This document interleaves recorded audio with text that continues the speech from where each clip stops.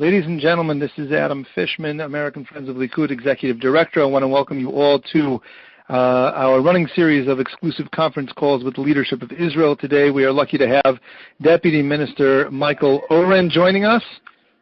And I'm going to turn it over to our board member and President Club member Sarah Beiser to officially introduce Michael, and then we'll get to hear a few words from him, and then she will be administering and moderating the questions for the next 25 minutes or so that we have him here tonight in Israel. Once again, if you have not yet made your commitment to American Friends of Likud, we need your help to continue doing this. That would be AFLIKUD, aflikud.org. You can join on there. I'll turn it over to Sarah. Sarah, please go ahead. Ambassador Oren, or Deputy Minister Oren, I hope I can call you Michael. This is Sarah Beiser calling from New York. And so I hope Michael's okay. Hi, Sarah. Hi, how are you? Perfect. I'm very good. Thank you. Okay. You're a lot warmer there in Israel than we are in New York. Yeah, but we're sleepless. We've just come from a filibuster. Okay. Our filibuster in the Knesset. It's one of these one of the less fortuitous, felicitous traditions that we have inherited from the United States of America. And for those of you who want to impress your friends, you can ask them what the Hebrew word for filibuster is. It's very simple. Don't know that. Filibuster. Filibuster. We have them. I guess when in doubt now, right? When in doubt, we can just say the word in English with a slight accent. Okay, I know that. Yeah, I know we don't have a lot of time, so let me introduce you.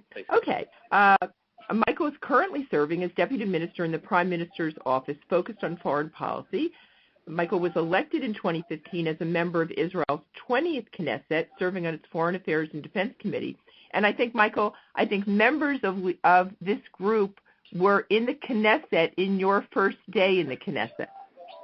If I recall correct. Yes.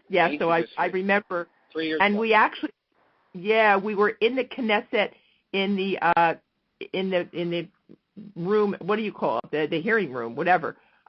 Itself, I think one of the first times, or it might have been the first time that you spoke. So we saw you. Mm-hmm. Wow. So from that's 2000 a memory. So it's great to be back with you. Yeah, thank you. From 2009 to 2013, Michael served in Washington, D.C. as Israel's ambassador to the U.S., and he is a noted scholar and historian and a New York Times best-selling author, most famously for The 6 Days of War and Ally. In 1979, Michael emigrated to Israel and served in the IDF as a paratrooper during the 1982 Lebanon War. During the Persian Gulf War, Michael was the Israeli liaison officer to the U.S. Sixth Fleet and served as an officer in the IDF spokesman's office during the 2006 Lebanon War and 2008 to 2009 Gaza War. So, Michael, I turn this over to you, and I understand you'll be speaking for maybe 20 to 25 minutes, and after that, if we could, we will have a number of questions for you. Okay, I'm going to speak a little shorter, and Sarah, leave more time for questions because I have about a half an hour. So let's begin. Terrific. So the major issues I understand that you want me to address this evening is the statements by President Trump, by Ambassador Haley, regarding America's policy toward the UN, toward UN agencies such as UNRWA. The UN in general. Israel has a complex and in many ways anguished relationship with the United Nations. The United Nations had a seminal role in the creation of Israel, the Partition Resolution of November 1947. But starting in the early 50s, the UN became a frequent and then soon almost exclusive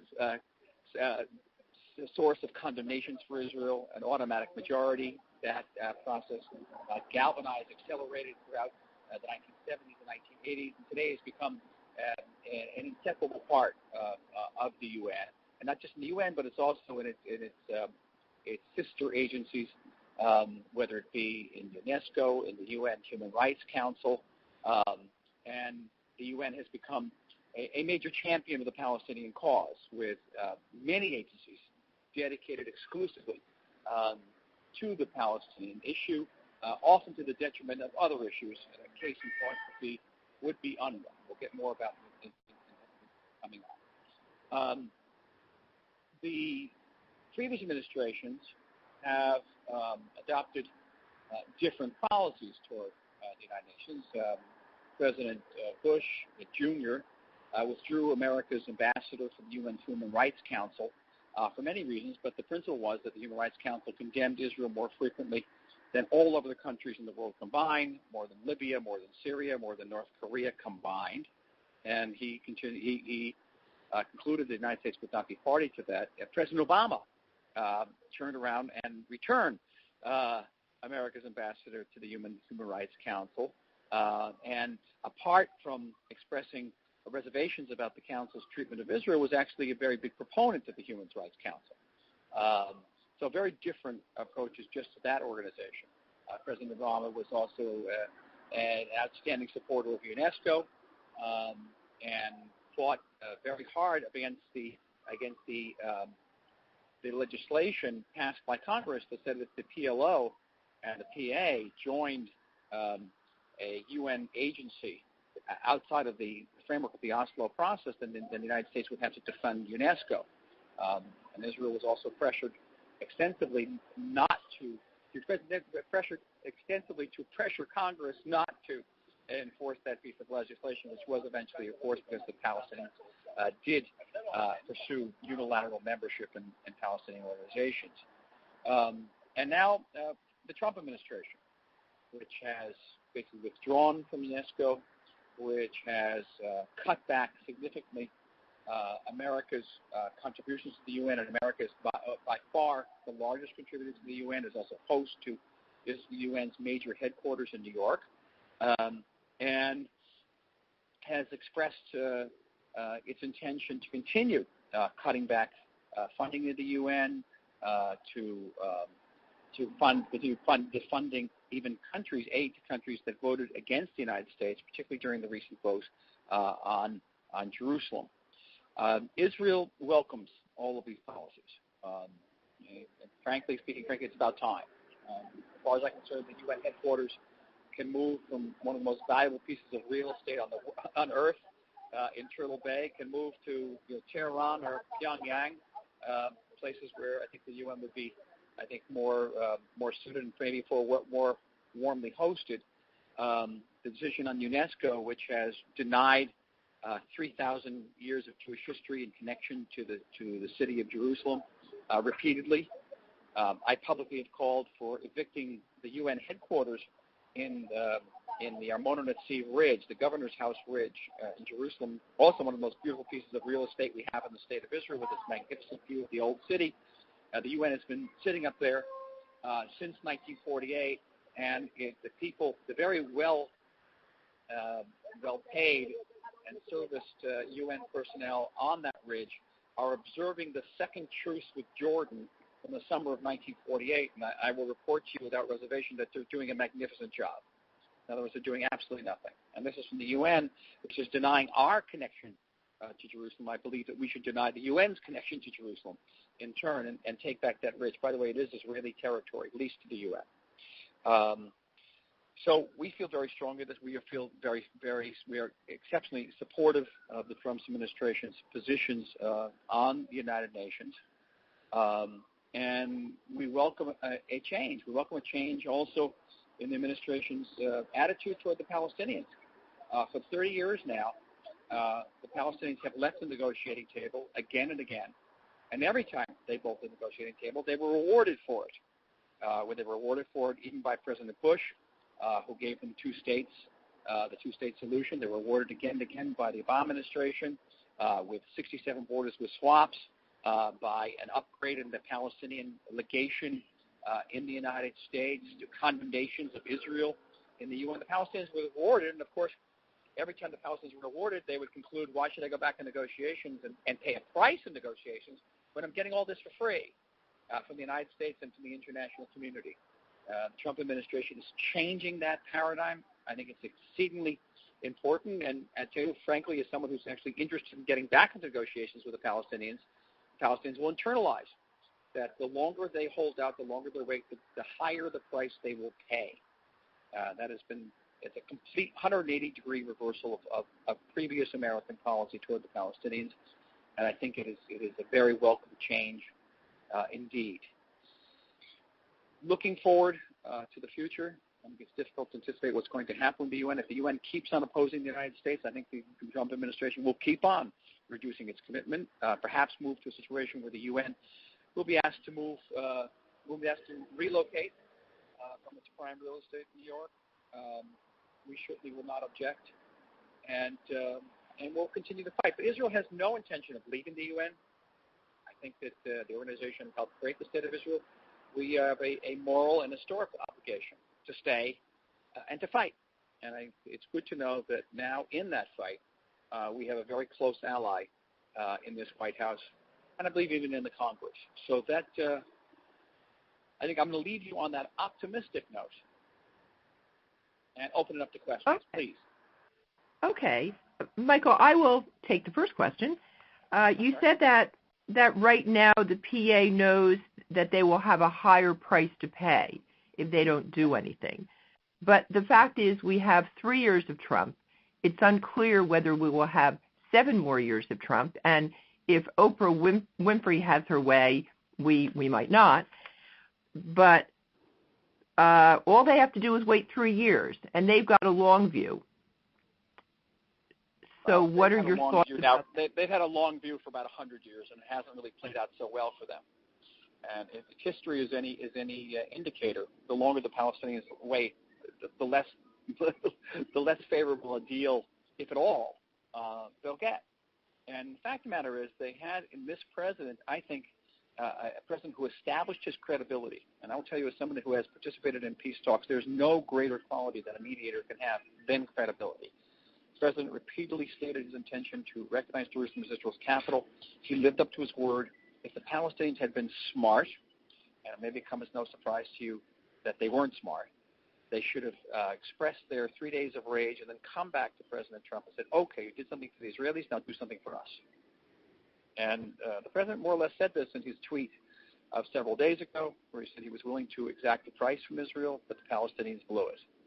And if they're smart, they'll come back to that negotiating table. Right now, if they wait, they're dealing with a different group of mediators. We were accustomed to the Martin Indyk and the Dennis Rosses, who came from the world of diplomacy. Trump and his team come from the world of business, and they have told me unequivocally that in business, your first offer you get is your best offer. The second and third offers are significantly less good. That's just the opposite of the way it's been in diplomacy. If you hold out for the fourth or fifth offer, you get a better offer. Things have really changed. And I think that's a very welcome departure from previous policies. Is anybody worried about the price that Trump alluded to? If the Palestinians had turned around after 3 days of rage, what might that price have been? I wasn't worried about it. I assumed that there would be some kind of quid pro quo. It's not surprising at all. And I don't know what it would have been. It may have been some type of restriction on where and how much we build in Samaria. But again, that's just a type of total a guess on my part. But again, the Palestinians could have asked. I think the president would have been open to it. But they chose to basically spit in his face and turn to the Russians and the Chinese and the Europeans. That didn't play so well internationally. So before we leave the exact issue of Jerusalem, do you think there's any chance that in the next year the embassy will actually move to Jerusalem? Well, I think there's definitely a chance that they'll be locating a place and building a place, because that is what they've committed to do. That is what this administration is committed to do. I think I would be surprised if there isn't some movement on the ground. I personally would have preferred that they have moved the embassy even to a temporary structure, because I thought it was unnecessary to pay the same price again for, essentially the same diplomatic movement of recognizing and moving the embassy. And I guarantee you, even when they move the embassy, if it's not within the frame of an agreement, you're going to have another 3, 4, 5 days of rage. And various conferences around the world condemning it. So there's an expression in Hebrew which says, "Inkfa askfa." If you've gone that far, you might as well go all the way. But I hope they'll move soon, and I hope we'll actually have some physical evidence of the president's determination to relocate the embassy in Jerusalem. Stephen Goldberg from California has asked, does the Israeli government have a plan for what happens after Abbas steps down as head of the PA, and what do you think the right strategy would be?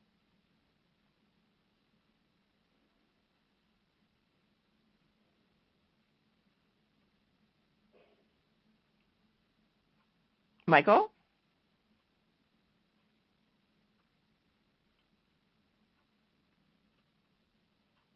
Michael?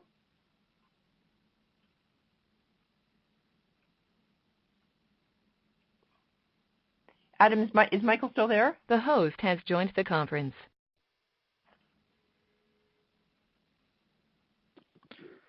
Hi, everyone. I apologize. We got dropped from the call there for a moment. We are... Hi, everyone. I'm sorry. It's Adam. We got dropped there from the call for the moment, but we are back along with Deputy Minister, former Ambassador Michael Oren. Continue on, Sarah. Sorry about that. Okay. Michael, I'll repeat the question. Did you hear the question? I don't know if I did or not. What was the question? Okay, I'll repeat it. From Stephen Goldberg in California, does the Israeli government have a plan for the day after Abbas steps down as head of the PA, and what do you think the right strategy should be? Well, there are about 8 or 9 candidates already vying to take over from Abbas. Sometimes their competition becomes rather hot in terms of exchange of fire, and we have had to intercede between rival Palestinian groups. Some of the Palestinian contenders are backed by different countries, by the Qataris, by the Turks. We are not getting involved in this race at all. And our general disposition is to hope for continued security cooperation with the Palestinians during whatever transition period comes. And we assume that transition period is probably sooner rather than later, only for the simple reason that Mr. Abbas is 82 and a half years old and has a 2.5 pack a day cigarette habit. You're up against the law of longevity averages. But the answer specifically is no, there's no specific plan other than more of the same. I see. No, there's a lot of discussion here, at least in our Jewish papers, about Abbas going to the UN now to get a vote at the General Assembly on a Palestinian state. What would stop him from doing that? And what would be the significance of a vote by the GA as opposed to something in the Security Council which the U.S. would vote against or would veto? Okay. Well, first of all, what by going unilaterally to the United Nations, which we refer to as UDI, unilaterally declared independence, the PA would be violating its commitments under the Oslo Accords, which say specifically that you cannot bypass bilateral negotiations and solutions. And the United States, as the co-signatory to the Oslo Accords, would then hold the PA to account, including cutting off all funding that the PA receives under the Oslo Accords, the Palestinian representation in Washington, D.C., and other diplomatic amenities which the PA receives under the aegis of the Oslo Accords. All of that would be vitiated and ended. So it's a very high price to pay indeed. From Israel's perspective, there's no concrete result in the field of a GA recognition of Palestinian independence. If the GA will give the Palestinians further recognition, whether as a sort of Vatican-like status or a Switzerland-like status in the UN, or a status of actual member state, the only real ramifications for that would be in the International Criminal Court, where the Palestinians would proceed to cite their state status in the UN as a case in which another member of the UN was illegally occupying that state, and would sue us accordingly and seek to sanction us through the ICC. And for that, we have to develop what I will call a legal Iron Dome. We don't have it yet, but we will fight them. We'll fight them in the courts. We'll fight them in the General Assembly. We'll fight them in the media. And that is what. At the end of the day, the Palestinians will not advance 1 millimeter toward independence by going unilaterally in the UN. Well, I have two questions from what you say. Number one, with regard to Oslo, does a violation of Oslo at this point, does it really matter to them? And I say that based on a view that it, maybe under this administration it would mean something, but in the next administration 3 years from now, violation of Oslo to that degree may very well have absolutely no consequences. Well, under the previous administration in the United States, it didn't have any consequences other than positive consequences. Every time the PA violated Oslo, again, they were rewarded for it. I think under the current administration, that has changed, I think, fundamentally. And so the answer would be yes. Violating Oslo will still continue to have a meeting. I can't, venture venture the realm of prophecy and tell you who's going to win the 2020 presidential elections. But I think that the policy changes could well be permanent for the United States, and that the Palestinians are going to have to decide whether they want to continue on the Oslo process, because you do have an administration that is willing to explore aspects of Oslo, or not. And with regard to the International Criminal Court, I understand that the National Security Council in Israel has warned members of the Knesset that the International Criminal Court, the ICC, is likely to open up investigations this year into the 2014 Gaza war and into West Bank settlement construction. And are we prepared for that? Well, I'm unaware of warnings of that nature. I have been given warnings in the past as someone who has participated in Israeli wars not to visit certain countries, particularly countries that arrogated universal jurisdiction. And we even had a case where Tzipi Livni, the former foreign minister and Labour Party leader, was detained in a British airport several years ago under universal jurisdiction. But the answer to your question, Sarah, is that no, we're not entirely prepared. We are those departments within the Israeli legal system, the national legal system certainly, that would be charged with defending Israel in the ICC and other international forums. It has been my experience they're understaffed, and that we have yet to develop that legal and diplomatic iron dome that we will need to defend ourselves against sanctions, boycotts, and delegitimization. There's always a new problem around the corner. Could we talk about UNRWA? Yeah, UNRWA for a couple of minutes. It seems as if the Israeli government is changing its policy towards UNRWA. It seemed that it always supported UNRWA, unfortunately, and now the U.S. and the Israeli government seem to be suggesting that a reduction in the U.S. funding or the funding of UNRWA is around the corner. Is that a good thing? Is that a bad thing? Why is the Israeli government supported UNRWA to date, and why the change? Well, let me begin with my feeling. I think it's an excellent development. I think it's long overdue, actually 70 years overdue. UNRWA is the only organization in the world that exists to deal with one refugee problem, that's the Palestinian refugee problem. All other refugee problems in the world, and we're talking about millions and millions of refugees, are handled by the UN High Commissioner for Refugees. A Palestinian refugee, and I say that in quotes because how many Palestinian refugees are left from the 1948 war? There were several 100,000 back then. How many of them are still alive today? Very few. But under the UNRWA mandate, Palestinian refugee status is passed from parent to children, from children to grandchildren to great-grandchildren. That is the only case like that in the world. Palestinians who are the fourth generation descendants of Palestinian refugees from 1948 could be wealthy lawyers in Ramallah and still getting very lucrative subsidies every month because they are so-called refugees. Palestinian refugees, on average, receive 4 times as much money as refugees from any other conflict in the world. So this is an organization that perpetuates refugee problem, perpetuates a conflict, and does it in a highly prejudicial way. Prejudicial not to Israel, prejudicial to other refugees, including Palestinian refugees from Syria and other Muslim refugees, Arab refugees.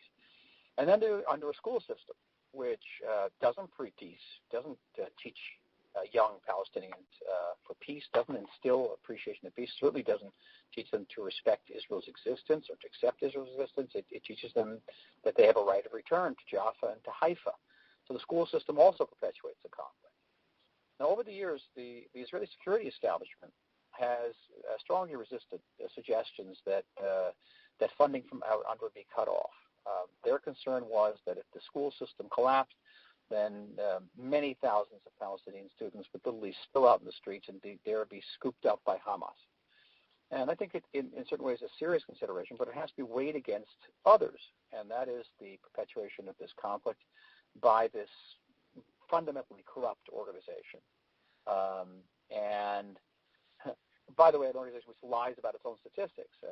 The UNRWA lists 3 times as many refugees, the Palestinian refugees in Lebanon, as does the Lebanese government, for example. So the whole thing's corrupt, and I think you have to weigh just the benefit of unraveling the school system, of dismantling the school system, against the great prize of having generation of Palestinian students and pupils being educated and instilled with hatred of Israel and rejection of Israel's existence. So I strongly support Prime Minister Netanyahu's position that funding from UNRWA should be gradually reduced. I'm still supplying that UNRWA is fundamentally changed and integrated into the United Nations High Commissioner for Refugee mechanism. That would be the greatest outcome here, and a major contribution to Israel's security and to the peace process. Michael, I'm going to try to squeeze in 2 very, very quick questions. One is about the recent missiles coming from Gaza. I understand that Tseva Adom, Red Alert, has not gone off for some of these missiles. Do we know why? And is this causing concern? Is there any thought that they're jamming our system? No, it's not. There were some technical issues, but mostly has to do with mortar shells that are very, very short range. I see. And sometimes so short range, and it's such a trajectory that they don't set off the siren. Yeah, I thought that we were trying to develop a system against the mortars. We are, but it's very complex. A mortar is going to go up into the air for maybe 2, 3, 4 seconds, and as opposed to a rocket fire from Gaza, which will take 14 and a half seconds at the shortest range. It could be as much as a minute to reach Beersheba. Okay, the last question for today is also from Steve Goldberg in California. Do you believe that Israel's public diplomacy to date should be more aggressive in challenging the Palestinian narrative and the widely held assumption around the world that they deserve their own state? Well, I want to take issue with the notion of what the world is, because whether the world includes 1.3 billion Chinese or 1.4 billion Indians, I'm skeptical about the concept of the world. But irrespective, the answer is yes. We should be more aggressive. We should be devoting more resources to it, to our foreign policy in general, to our missions abroad, and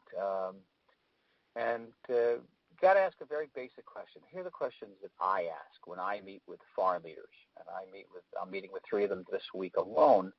Is this: there are thousands of people in the world today. How many of them are capable of sustaining a state structure, a nation-state structure? And goodness, you went shopping. Hi, Dima. How many are capable of sustaining a state structure? The answer is very few. We're witnesses to states throughout our region that are incapable of sustaining a state structure. They are unraveling. And if I have to look back over the last 100 years, I cannot deduce a single shred of evidence that would support a case that the Palestinians are capable of maintaining a nation-state structure. If that's the case, if we impose a Palestinian state tomorrow on the Palestinians, that state's going to unravel. It's going to unravel in a matter of days at most, a matter of hours perhaps, to Hamas at best, to ISIS at worst. Is anybody willing to take that chance? And a a failed Palestinian state could bring down the entire Middle East with grave, grave ramifications for Europe and the rest of the world. And that's the way we have to frame it, I believe, in our public diplomacy to our friends in Europe and elsewhere around the world. Well, Michael, from here in New York, we want to thank you very, very much. It is always a great pleasure to speak with you and to listen to you, whether it's through the telephone or whether it's in the Knesset. And we thank you. Thank you, Michael. Thank you, Sarah. Sarah, thank you both, and thank you all for everything you do for Israel. Thanks so much, Michael, and thank you everyone for joining us tonight and this afternoon in New York and beyond, and in California and beyond. We appreciate it, and then once again we ask everyone to please commit to American Friends of Likud so we can continue to bring these types of opportunities to interact directly with our Israeli leadership. Thank you, Michael. Thank you, Sarah, and we'll talk to you all next time. All the best.